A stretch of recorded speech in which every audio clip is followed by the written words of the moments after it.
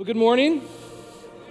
My name is Jake. I'm one of the pastors here, and I've been here about 6 months now, and in the last month-ish of time, it started to feel like this is the normal space for me to be, and that's encouraging for me, because I think when you come to a new setting, whether it's a work or a church or home or whatever, it takes time before it starts to feel normal-ish. And it's starting to feel normal. I'm starting to recognize more and more faces, and that's really encouraging because it always is weird to be the new guy. And so I'm feeling less weird, and if you don't feel less weird about me, that's okay. But as you guys get to know me, something you'll learn is that I tend to be a little bit of a contrarian. I like to ask questions, and sometimes I like to ask questions just to make other people think. Sometimes I like to ask questions and figure out where a system or someone's thought process is broken. I don't know how to fix it often, but I like to ask those kind of questions. And that type of thinking has helped me in a lot of ways in life, and it's also caused some tension in my life. And one of the ways that it can cause tension is when it comes to areas of doubt. The way that I learn is by asking questions, and sometimes it seems like my questions get ahead of my faith a little bit. And I start to have these seasons where I doubt fairly heavy. One of the worst ones that I remember was in 2008.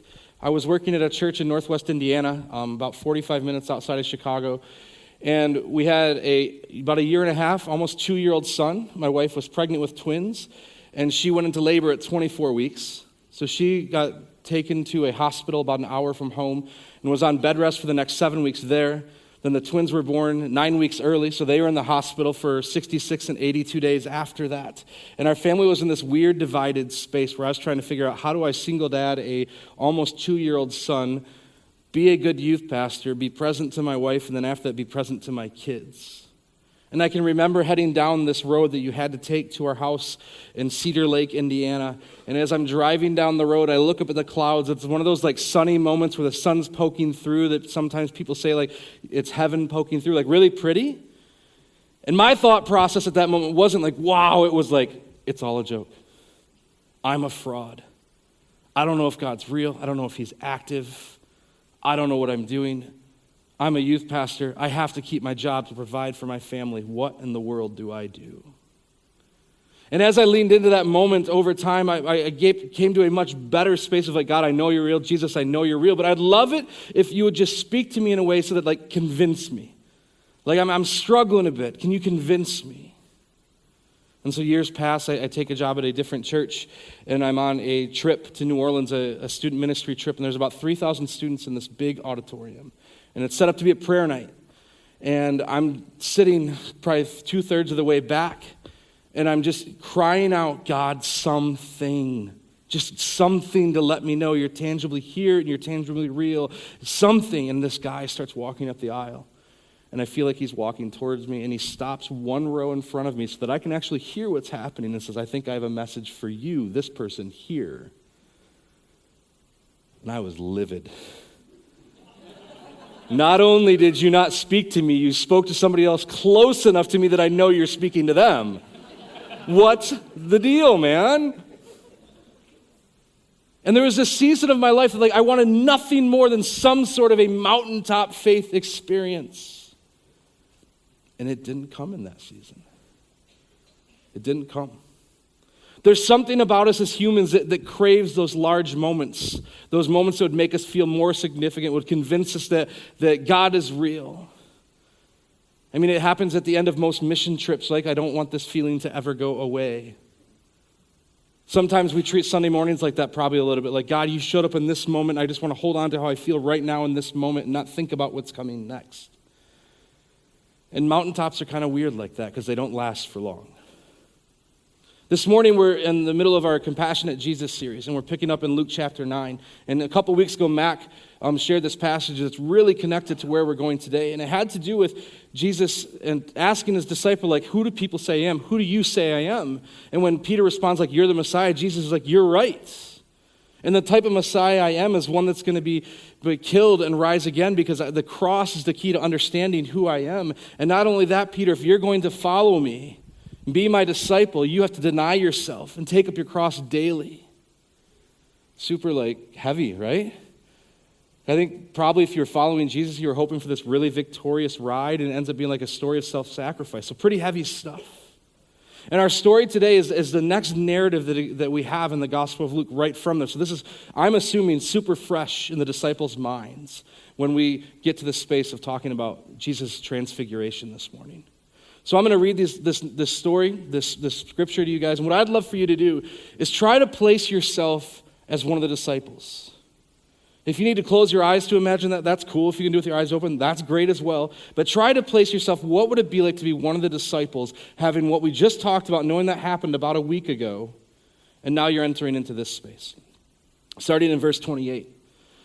About 8 days after Jesus said this, he took Peter, John, and James with him and went up onto a mountain to pray. As he was praying, the appearance of his face changed, and his clothes became as bright as a flash of lightning. Two men, Moses and Elijah, appeared in glorious splendor, talking with Jesus. They spoke about his departure, which he was about to bring to fulfillment at Jerusalem. Peter and his companions were very sleepy, but when they became fully awake, they saw his glory and the two men standing with him. As the men were leaving Jesus, Peter said to him, "Master, it is good for us to be here. Let us put up 3 shelters, one for you, one for Moses, and one for Elijah." He did not know what he was saying. While he was speaking, a cloud appeared and covered them, and they were afraid as they entered the cloud. A voice came from the cloud saying, "This is my son, whom I have chosen. Listen to him." And when the voice had spoken, they found that Jesus was alone. The disciples kept this to themselves and did not tell anyone at the time what they had seen. If you're one of the disciples, what are you feeling and thinking in this moment? Just go ahead and yell it out. Wow, yeah? Little freaked out, definitely. Doubts are gone, okay. Truly is Messiah, good. I must be dreaming. Couple more? Yeah, who are those dudes? What are these 2 dudes showing up for? Yeah, so I think this is one of these stories that for me that I've read it enough and heard it enough that the kind of the weirdness of it wore off. Like, can you imagine if you were going to go with like whoever your leader was, your pastor, your Bible study leader, like, hey, we're going to go on this prayer walk. You're like, yeah, that's cool, we can do that. We can walk. We'll go up to this top of the mountain, we start praying, and you kind of doze off, and when you wake up, he's glowing. 2 people that have been dead for thousands, or gone at least for thousands of years, are standing there with him. And then when you say something, a cloud comes, the other 2 guys disappear, and then it's gone. What the world? Like, it's kind of easy to look back at this, like with the stories that we know and what we know of Jesus from this moment on, and Peter and say, like, yeah, it's an awesome moment where Jesus' humanity and divinity come to one space and rest on this mountaintop. In the moment, I've been like, I'm going crazy. I'm not telling anyone about this, not because Jesus told me not to, because I don't know what to say. But it's this mountaintop moment that defies logic, that has to just put this in this space where you're like, man, what is happening? And for the disciples and any of the original audience that understood Judaism, there's a lot of things going on here that are pointing backwards and some that are pointing forward. The pointing backwards part have a lot to do with Moses and Elijah. You see, Moses and Elijah in Israel's history both had bizarre departure stories from earth. Moses died, but then it says God took his body and buried it somewhere. So no one really knew where he was buried. And Elijah never died. It said a chariot of fire came and brought him straight up to heaven. So you have these 2 figures, huge figures in Old Testament thinking that have never died. Or at least one died and we don't know where he's buried. So they're thinking that. At the same time, a lot of people at this time, the way you would talk about the scriptures, which was just the Old Testament this season, would be to call it the law and the prophets. And Moses was understood as the guy who brought the law. He was the guy who did that. So he was over the law section of the scriptures. And Elijah was kind of the type, the guy, if you're going to look to what does a prophet look like, it was Elijah you looked to. So you have these 2 guys show up who kind of represent the law and the prophets. And in Matthew's gospel, we know that Jesus has said already, like, I didn't come to abolish the law and the prophets. I came to fulfill them. Like, I'm connected to these guys and the stories that come from these sections of the scriptures deeply. And they both had really crazy, cool mountaintop experiences in their narrative. Elijah has this moment where he goes up and is hiding in this mountain and wants to hear from God, and an earthquake happens, and this fire happens, and this loud wind happens, and there's nothing there. And in the silent moments after that, he hears God speak in the quiet. And Moses goes up to Mount Sinai 2 different times to receive 2 different copies of the law and comes down with his face shining with glory, so he has to wear a veil, and a cloud comes over and God speaks through the cloud. So the disciples, when this is happening, after they figured out it was Moses and Elijah, which is just something that my brain's like, how did you know? There wasn't pictures. How did you know that's how those 2 guys were? Has to be starting to connect some dots like, whoa, this is heavy. There's something big going on here right now.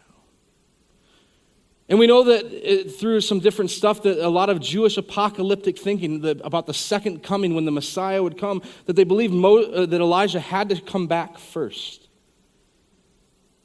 It's coming off a section where Jesus has just said, yes, you're right, I am the Messiah, then Elijah shows up. It's got to cement that feeling a little bit like, holy cow, he really is Messiah. There's big things going on. It's a crazy story in a lot of ways. And when we read it, like, it's easy to see how spiritually significant it was at the moment. It's easy to get the glory of all that. But what about today? What about us here and now? What's going on here? It's interesting because Jesus and Elijah and Moses, they're talking about what Jesus is about to do. It says Jesus is about to fulfill his exodus. He's going to head to Jerusalem. And in a couple verses later, in verse 51, the whole narrative of Luke changes. At this point, he's been doing all this ministry in Galilee. And at verse 51, it says, and now he set resolutely towards Jerusalem. And everything from here on out, he's going towards Jerusalem. He's just told the disciples, this is what has to happen. I have to die and rise again. And so this is like the linchpin moment where it's all going to start leaning that way.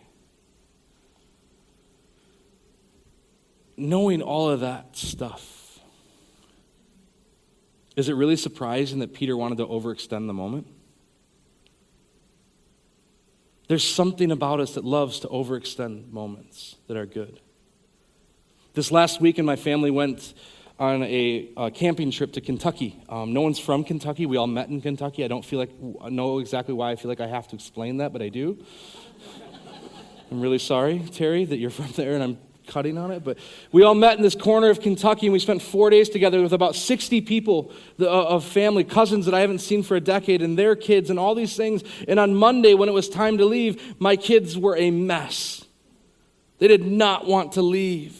It was so fun getting to know these people, and I don't remember which one of them did say, like, why can't we live in Kentucky? And I'm like, because nobody else lives here either.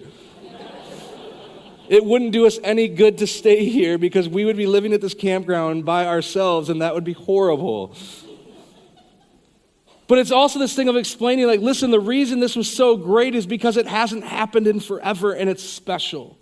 And it has a start and an end. If we overextended this, it would start to just feel like our normalcy. And it was special and different. With Peter, man, I get why he wants to overextend this moment. If the last thing I heard is what it means to be a disciple is it's going to be really costly and I have to deny myself and take up my cross daily, this mountaintop feels a lot better than that. Way better than that. I don't want to move from this space. The other, so I think that there's this thing that in Peter's mind that like we've arrived, Jesus is here in his full glory, so we've made it. This is the goal. And this is the point that it's not the goal. The point of the mountaintop is the mission. This is just something that reveals who God is so you're ready to carry out what he's calling you to do. The other problem in Peter's desire to set up tents in this space is that he wants to set up 3 equal tents like there's 3 voices that matter in this story. Like we know Elijah and Moses as the voices that represent the Old Testament. Jesus, all great voices. And when Peter tries to let's set up 3 tents, a lot of commentators think like he was basically saying like, Jesus, that's awesome. You can be on the level with Moses and Elijah. It'll be great. We'll be able to hear from the 3 of you all the time. And like as soon as those words comes out of his mouth, this cloud comes, the other 2 disappear. And it's this voice from heaven says, this is my son whom I have chosen. Listen to him. He's the voice. There isn't 3 equal voices. There's a singular voice you should be listening to. It's almost as if this is what God's saying, like, Jesus is who I am. This is who I have always been, is just like Jesus. Listen to him. When you look at what Moses and Elijah and all the other prophets and writers of the scripture have said, look at it through the lens of what Jesus has said and who Jesus is, because this is who I am. Listen to him primarily. Main voice. Don't stop interacting with the writings of the law and the writings of the prophets. Don't stop interacting with that stuff, but look at it through the lens that this is my son. Listen to him. There's not three equal voices. There's a voice that matters most. That's your lens. That's your filter for viewing these things. It's easy to think that these mountaintop moments are the most important moments in our faith journey, that they're the goal, but that's not the case. At the core, the transfiguration, the mountaintop moments are not the goal, they're not the destination, they're a reminder and the revelation of who God is and that he's at work. That picking up your cross daily is worth it, and it's the point. And that Jesus is ultimately more powerful than all that is happening around us. For the disciples, this is this reminder that they've seen Jesus in this space. So when the cross happens, when crucifixion happens, and they're in that in-between space, even though there's massive grief and denial happening, they can say, but God revealed himself as that powerful. Something's got to happen here. Something's got to still happen here. God's bigger than what it looks like it's going on here. So for us today, I think there's a couple things when it comes to mountaintop moments that we have to be careful about and to think about. I think often God is calling us to listen to his voice in ways that he's already spoken and act, and not just wait for some special big moment. I talked about my story of doubting in the New Orleans, and about 3 years after that, I'm at leading another student ministry trip to one of the most luxurious spaces I've ever been, Waukesha. There's 70 students from about 5 different churches all in this space, and we're doing a ton of stuff in the community, and we had this worship service this night, and it's rooted around the Stations of the Cross, and at that space, I felt like I heard God's voice. I felt like he was saying something to me, and I'm like, here it is. And he says, get up, take up your cross, let's go. It's always been that simple. It's all you've ever needed to know. Come on. Oh, so you've been working all around me this whole time, but I haven't been willing to recognize it because I wanted something bigger and special that made me feel special. Yep. Get up. Take up your cross. You know what I'm calling to you to. Let's go. When I was focused on waiting for that big moment, that big thing that was so miraculous or whatever, I was missing all the little moments of grace and all the little moments of God at work that entire time because I was focusing on the big one. And it caused me to discount the ways he was already at work all around me. Mountaintop moments are awesome. When they happen, live into them when they happen. That's great. But remember that the point of them is not to stay there. The point of our faith isn't to look for those. The point of our faith is to join God in what he is doing, to hear his voice, to respond to it, and know that what he's revealed to us in that space can give us the strength and the courage to keep pushing forward when it seems like it's not worth it anymore. That's the point of them. And then when it comes to voices of authority, to setting up tents, I think it's really easy for us to look at Peter and be like, dude, clearly Jesus is more important than Moses and Elijah. Clearly. But what about in our life? Like, yeah, we don't probably, maybe, I doubt any of you have Moses and Elijah on this equal playing field with Jesus. But if you're anything like me, I bet there's a lot of other voices that you sometimes place above or at least at equal with Jesus. It might be the voices of individualism, of what would people think about me, or this doesn't seem to benefit me individually if I follow him in this way, so I think I'm out. It might be some ideology like materialism or even minimalism where like this matters so much, and if I live into the way that I believe Jesus is calling me to live, it's going to be at odds with this thing, and this just seems more comfortable. So that pick up your cross thing, Jesus, that seems a little rough. Or maybe it's a political ideology, no matter where you sit on a spectrum of politics. That's not, that voice is primary, so you interpret Jesus through that ideology instead of the other way around. There's dozens and dozens of potential voices that you set up as equal or even above to Jesus in your daily lives when it comes to what is God calling me to do, because that's what we do as humans. What does it look like to allow Jesus to really be what God has to say and interpret reality through the lens of him and what he's telling you to do? What does it look like to create space for that to happen?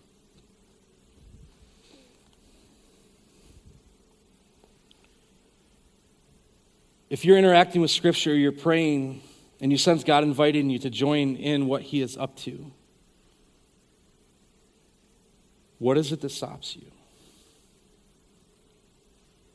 Are you waiting for a bigger mountaintop? Are there other voices you're giving more primacy to?